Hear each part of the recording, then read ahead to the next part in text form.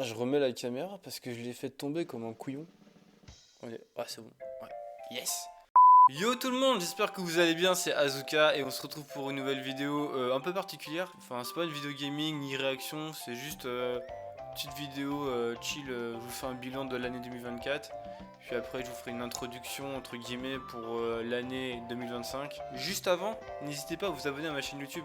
Je suis presque à 620 je crois, à ce moment là, je sais plus. On vise les 700 pour après atteindre les 1000, petit pas par petit pas. Ah, je suis trop matrixé par Kaizen moi. Enfin bref, abonnez-vous.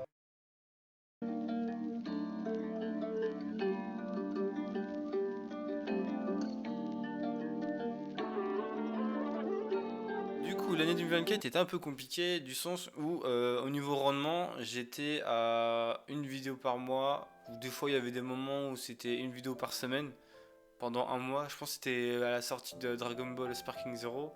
J'ai pas mal enchaîné de vidéos. La raison, c'est que par rapport au début à ma chaîne YouTube, quand je me suis lancé en mai ou juin, ouais, juin 2022, ouais, c'est à ce moment-là que j'ai publié ma première vidéo. J'habitais à La Rochelle. Et à cette époque de l'année, enfin à cet appartement-là en tout cas, c'est l'endroit où ma chaîne est née, entre guillemets, bah il y avait la fibre. Et croyez-moi, la fibre, c'est le luxe, c'est trop bien. C'est le futur.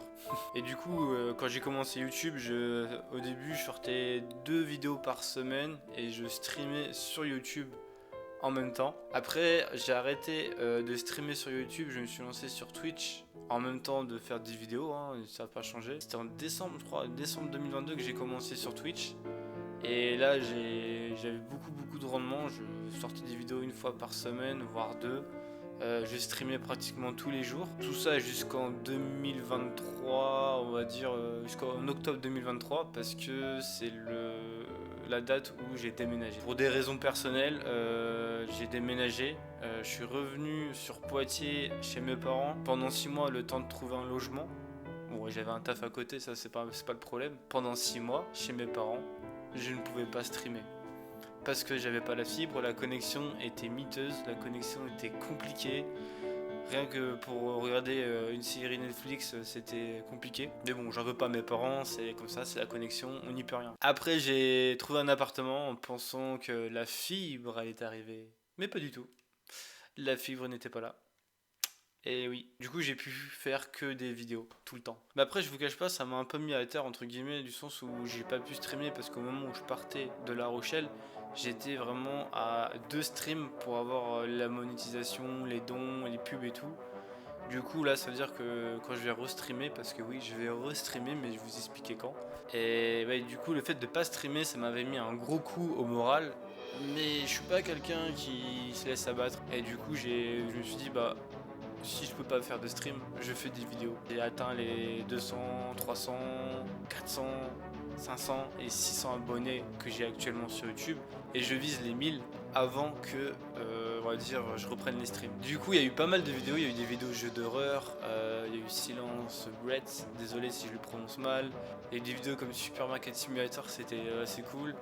Il y a eu le jeu Dragon Ball Sparking Zero, pareil, où j'attendais ce jeu depuis des années, voire des décennies.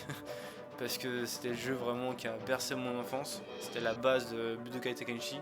Et du coup, ouais, j'ai fait 4 parties sur ce jeu-là. En vrai, c'est un jeu qui est magnifique. Ça me rappelle pas mal de moments que j'avais quand j'étais gamin, quand je torchais ce jeu. Parce que oui, je le torchais, mais vraiment, je le torchais, je le ponçais. Grâce à tout ça, malgré que j'étais moins présent, bah, j'ai pu atteindre quand même les 600 abonnés.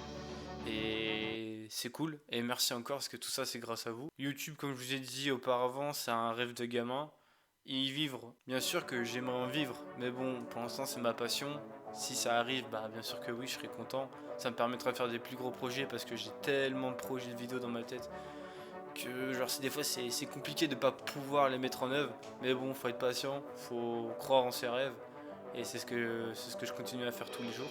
Alors, 2025 il y aura le retour des streams parce que je vais changer d'appartement. Voilà, un appartement où bah, il y aura la fibre déjà. Ça va être cool. Pareil pour le décor du studio pour mes vidéos. Pareil, je vais changer, je vais modifier 2 3 trucs. Et la pancarte de Son Goku sera toujours là parce qu'elle va me suivre jusqu'à la mort, jusqu'à la fin de ma chaîne YouTube, même s'il n'y en aura pas. M'en fous, moi 50 ans je ferai toujours des vidéos YouTube, m'en fous, ça sera un tuto comment changer son dentier ou sa couche, je m'en fous. Mais ouais, voilà, 2025, alors je vous annonce les projets que j'aimerais mettre en œuvre. Bien sûr, c'est du superflu, c'est rien d'officiel, mais je vais essayer. J'ai envie de tenter des nouvelles choses, il y aura toujours du gaming, ou soit je vais faire une chaîne secondaire pour uniquement les rediffs de stream, ou faire des petits montages sur mes streams et poster une vidéo. Peut-être, je sais pas. C'est en cours de réflexion. Du coup, il y aura des vidéos vlog aussi. J'ai des projets d'endroits où je peux filmer pour changer un peu de contenu.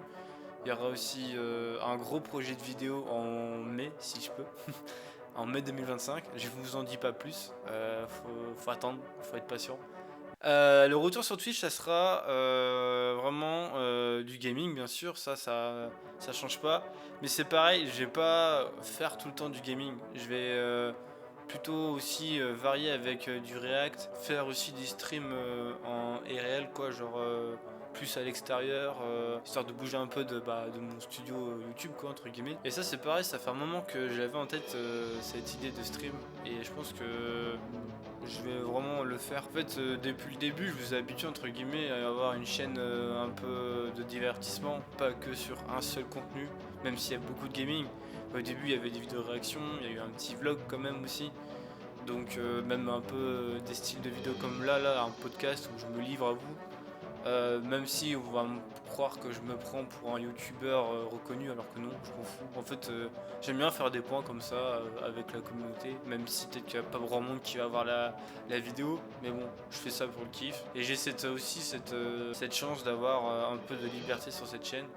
Et du coup, je vais avoir la même chose sur ma chaîne Twitch. Puis pareil, je vais essayer de reprendre les TikTok de mes vidéos YouTube ou de mes streams du coup, quand je vais reprendre. Genre, j'ai envie de vraiment essayer de faire un contenu varié sans non plus me perdre, en restant dans un truc correct. Donc voilà, c'était un peu le point que je voulais faire pour cette année 2024. Puis moi, je vous dis merci pour l'engagement que vous avez envers ma chaîne YouTube, de vous abonner, c'est vraiment quelque chose de super. Moi, je me considère pas comme un YouTuber, je suis juste un mec qui fait des vidéos. Pour moi, YouTuber, c'est quelqu'un qui commence à toucher un peu d'argent. Et j'ai encore du chemin, mais bon, je vais tout faire pour atteindre parce que j'ai pas de limite. Genre, quand je veux quelque chose, je le veux et je ferai tout pour l'avoir. Il faut croire juste en ses rêves et puis voilà, tout simplement. Et surtout, moi je vous dis à l'année prochaine pour un contenu différent et vous allez kiffer. Bye bye.